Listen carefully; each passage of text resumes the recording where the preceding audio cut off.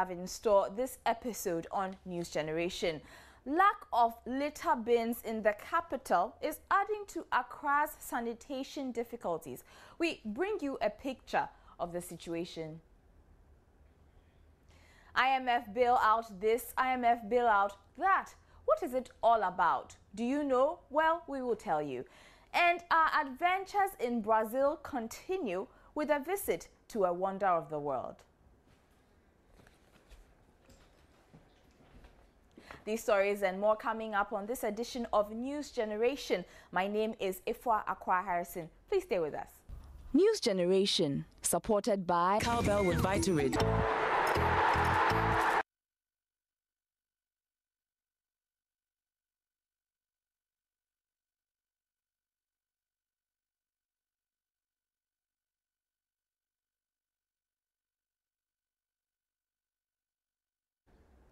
We're on social media, facebook.com/newsgenerationgh. Also find us on Twitter at newsgengh.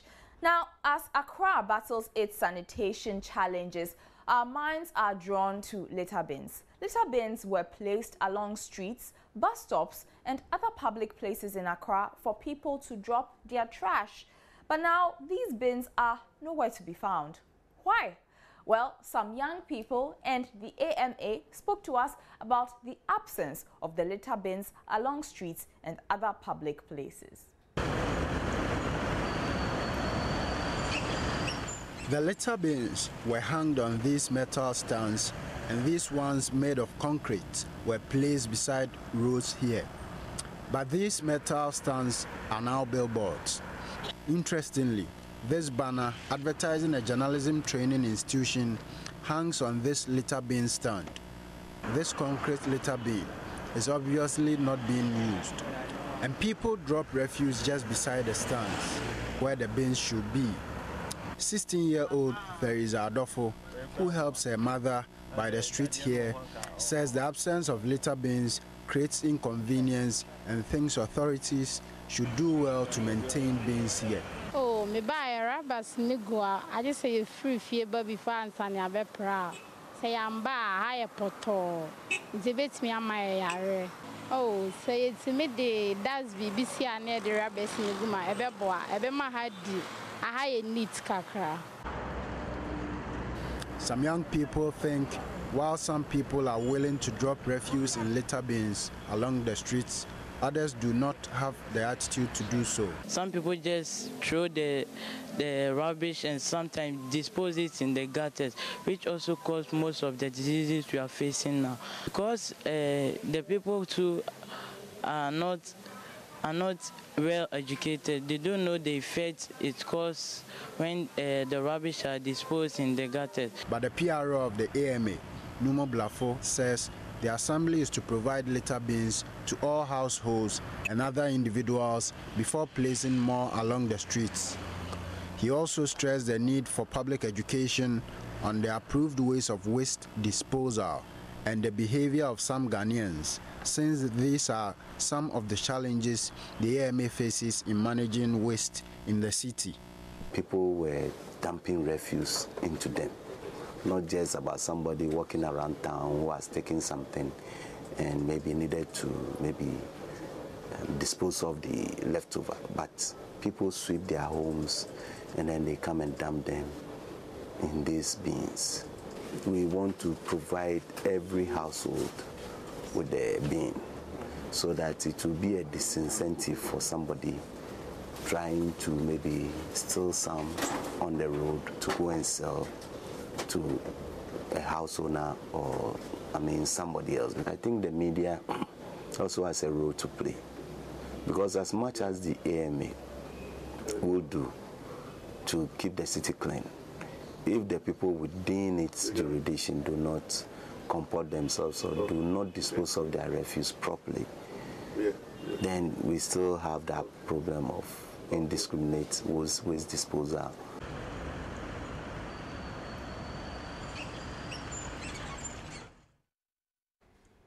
So how do you dispose of rubbish at home? Let us know on our Facebook page. If you also have suggestions as to how Ghana and Accra can battle its sanitation challenges, let us know. Now, the National Teaching Council of the Ministry of Education has announced that from February 2015, all teachers from both public and private pre-tertiary institutions would have to meet both certification and licensing requirements by the service to be able to teach. They say this will make sure the policy on ethical and professional standards in teaching will be met. So, what do young people think? Here's what's up. Me, I think I'm in favor of they being licensed before they go and teach students, because most of the times you see most teachers being drunk and they come to school to teach their students. At the end of the teaching, you see no performance within their children. We will be going to write the BC and they fail. I don't support this reason because there are inadequate teachers in the system, and when the teachers who are not well trained are removed from schools, the students will not be able to understand certain topics due to inadequate teachers. And also, when teachers are not around to explain the topics to them, they won't get the understanding of it, and this will lead to the low academic performance of the school and the students. Teachers at times come to the class and teach what is not in the syllabus, and when at times what he has taught doesn't come in the exams, it makes the student fail. That's why I think teachers should be licensed. The body of teaching must make sure that all of them must get the adequate training so that there will not be any form of license. Teachers should be licensed because most teachers, when they go to class, they can be sleeping. Sometimes they don't even give notes. What they have taught, they will not even give exercise so that the students will recollect what they have taught. So they should be licensed so that they will know that they have adequate teaching skills to teach their students. Your views on WhatsApp, and of course, let's continue the conversation on social media. Let's now check out some other stories on the local news front.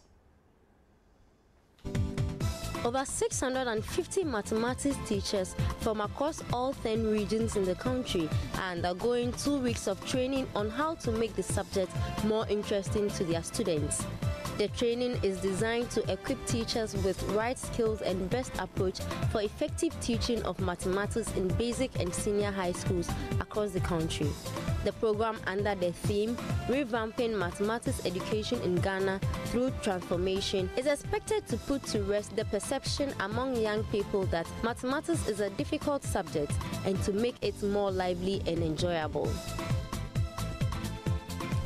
Residents of Okanshi, a suburb of Accra, are unhappy about the indiscriminate dumping of rubbish in the area. They fear it may worsen the cholera outbreak, which has hit some parts of the city. So far, about 15 cholera patients are reported dead out of over 870 cases in Greater Accra region since June this year.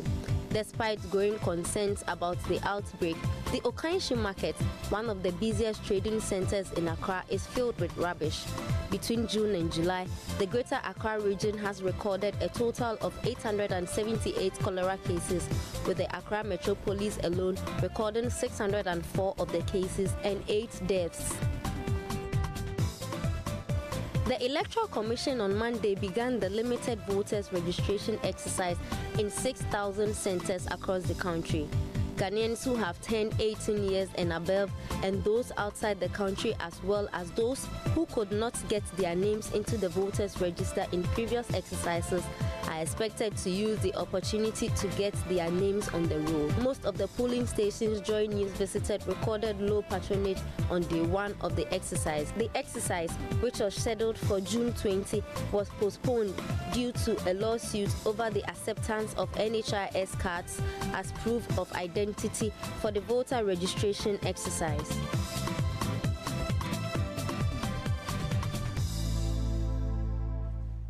Still to come, our adventures in Brazil, and we'll explain what the IMF bailout noise is all about after the break.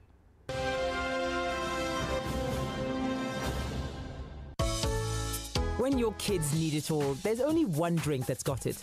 Cowbell Chocomalt. It's got the delicious taste of chocolate, the nourishment of malt, the all-round goodness of milk, and sugar for energy, all in one sachet. All I add is water, hot or cold. Now, that's real value. And that's real teamwork.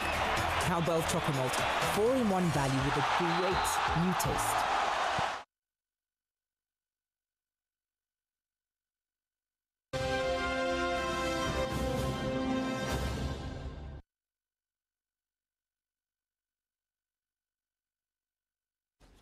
Welcome back. You're still watching News Generation. Have you joined us on our Facebook page yet? It's facebook.com/newsgenerationgh. And remember, we are also on Twitter for those of you who like to tweet at NewsGenGH.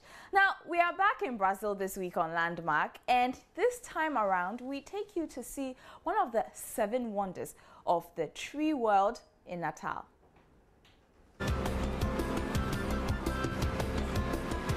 The trip to this world wonder takes a 30-minute sardine-packed bus ride from Ponta Negra, Natal to Pirangi.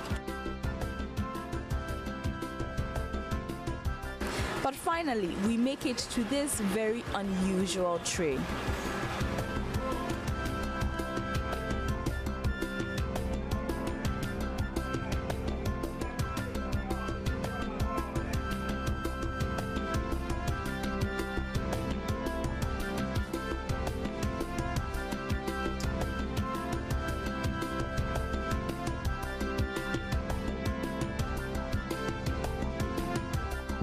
This is no forest. It is actually the biggest cashew nut tree in the world.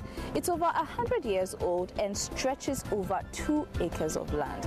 Now, come with me as we find out more about this wonderful mutation of nature. Let's meet Mariah Merlo. She's one of the tour guides here, and she shares some more interesting facts about the biggest cashew nut tree in the world. This tree has a genetic mutation, okay? This is a main trunk. This branch go to the ground, touch the ground, and after creating a new roots, okay? It's not normal in the cashew tree because it's very big, okay? We have the season for the cashews. It starts in November to January, born 7,000 or 8,000 cashews. The best, we don't sell the cashews in the season, we give for the visitors and tourists, okay? The fruit is not very big like that, okay? But it's the same color, it's like an apple, okay? This place, all the place, has 8,500 square meters. Don't stop to grow. This tree grow 1 meter every year. Okay. This tree has 125 years old. All around is starting this branch. Is only 1 tree. It's not 2 trees. Hundreds of visitors come to this landmark every day here in Natal, get a fresh supply of cashew nuts, and taste some cashew nut juice after the tour.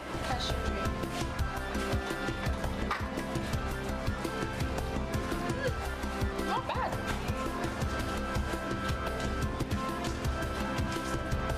Nice.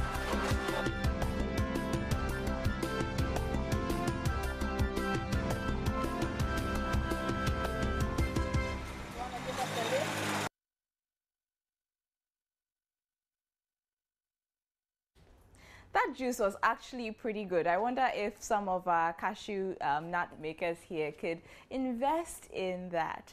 Okay, now it has become one of the most discussed issues in Ghana. It is the country's decision to seek financial help from the International Monetary Fund to stabilize the economy. This decision has been received with mixed reactions from the general public. So what is a bailout? Well, we tell you more.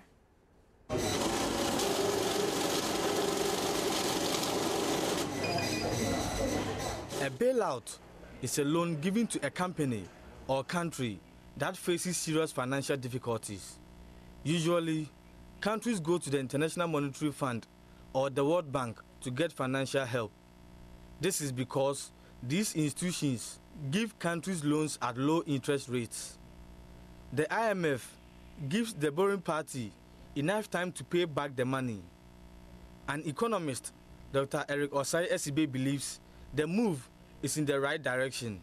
I think it has taken too long, because if at a time when many people were calling for the government to go in for the IMF bailout, the government has heeded to that advice, I think the economic situation wouldn't have been as bad as it is now. Because within that intervening period, you see a number of things have happened. The city has deteriorated further. The interest rate has gone up. The debt stock has increased. Economic growth rate has slowed. Inflation has gone up to about 15%. Going for financial bailout has its own benefits.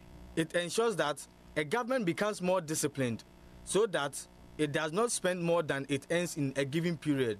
Moreover, a bailout tells investors that a company or country is good to do business with. Those who argue for bailout say it keeps the market stable during troubled times and they can preserve valuable national resources. Bailouts can be useful from a national security standpoint because it ensures useful skills and facilities are maintained without being sold.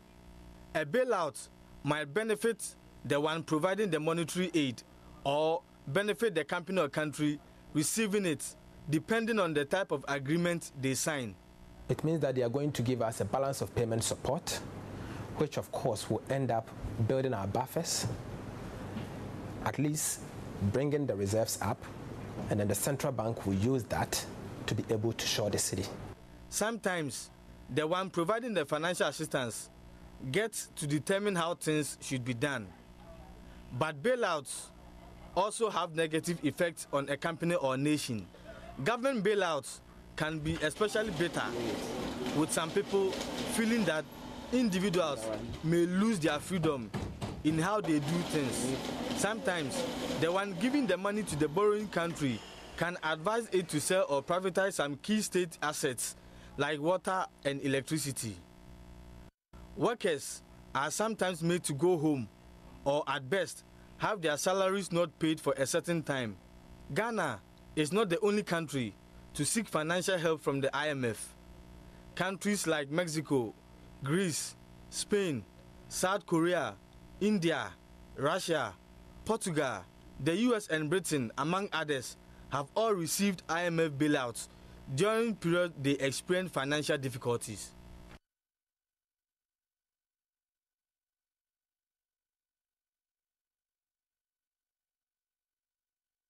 Interesting info there. I learned a few things. I hope you did too. Let's now do some sport. Ghana coach Kwesi Appiah has dismissed reports he's considering stepping down as head coach of the senior national team. Unconfirmed reports suggest the FA is set to appoint a technical director for the Black Stars who will supervise the work of Kwesi Appiah. But Coach Kwesi Appiah insists those rumors are untrue, stressing he has no intention to quit. The under-20 women's team, the Black Princesses, recorded their first win in the ongoing FIFA Under-20 World Cup by beating host nation Canada by 1-0. Black Princesses Sharifa Tusmaila scored the lone goal on the 22nd minute, which ensured a victory for the Princesses in the Group A encounter at the Toronto National Soccer Stadium. Ghana will take on 2006 winners Korea in their next game. Barcelona and Spain midfielder Xavi Hernandez has announced his retirement from international football. The 34-year-old won the World Cup and 2 European Championships with his country. He was capped 133 times, more than any other Spanish outfield player, and scored 13 goals. Former world number 1 Tiger Woods withdrew during Sunday's final round of the WGC Bridgestone Invitational Tournament because of back pain. he returned home to Florida for medical evaluation and is still unsure whether he will be able to play in the final major of the year. He officially had until 5 p.m. local time on Wednesday to register for the event, but organizers have granted his request to allow him to make a decision minutes before his tea time on Thursday.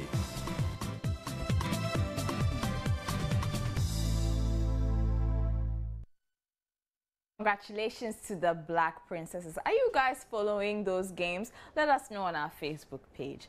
So, do you enjoy showing off your spelling skills? Then perhaps Letter Hero is for you. Letter Hero is a game that challenges players to spell words from horizontally scrolling letters.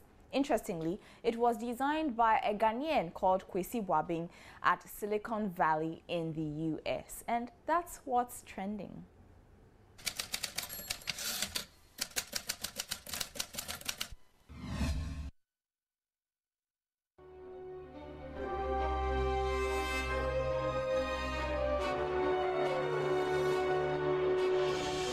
It only takes a few minutes to play a round of Letter Hero, and there's a time limit.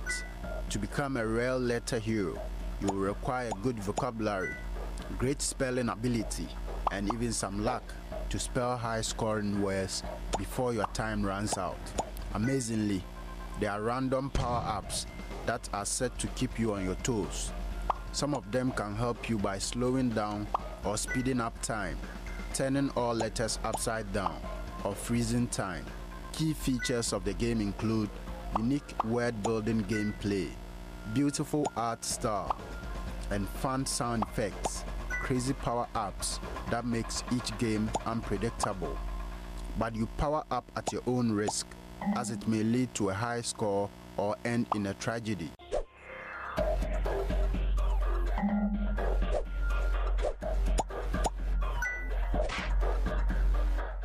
You can unlock the full version of the game for $1.99 and gain access to the word list.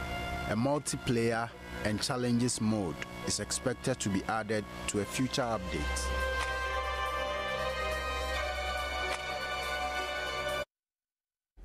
And that game was invented by a Ghanaian. Isn't that great? I'm going to go get Letter Hero and play. It looks interesting. Let's check out what else is happening in the world of international news. Global health experts at the World Health Organization are meeting to discuss new measures to tackle the Ebola outbreak. The meeting, which is being held in Geneva, Switzerland, is expected to last 2 days and will decide whether to declare a global health emergency. This comes as leading infectious disease experts have called for experimental treatments to be offered more widely. 2 U.S. aid workers who contracted Ebola in Liberia appear to be improving after receiving the experimental drug ZMapp. U.S. authorities say it is not clear if the drug is responsible for their improvement because it has only been tested on monkeys. Over 40 African head of states are in Washington, D.C. for the largest ever summit of African leaders in the U.S. The summit is focused on strengthening U.S. trade and business with the continent. Currently, the U.S. lags behind China and the European Union in African investments. The 3-day event began on Monday. A group of schoolboys have unearthed a rare 4,000-year-old ornament during a dig in Northumberland, UK. The children were taking part in an excavation when they saw a glint of gold in the soil. The object, which was found in a burial mound, is believed to be a decorative strand of hair from about 2300 BC.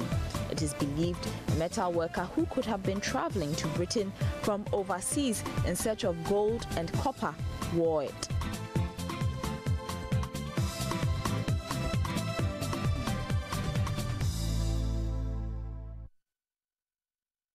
And that's it for this edition of News Generation. Thank you so much for joining us. Remember, we can continue our discussions online.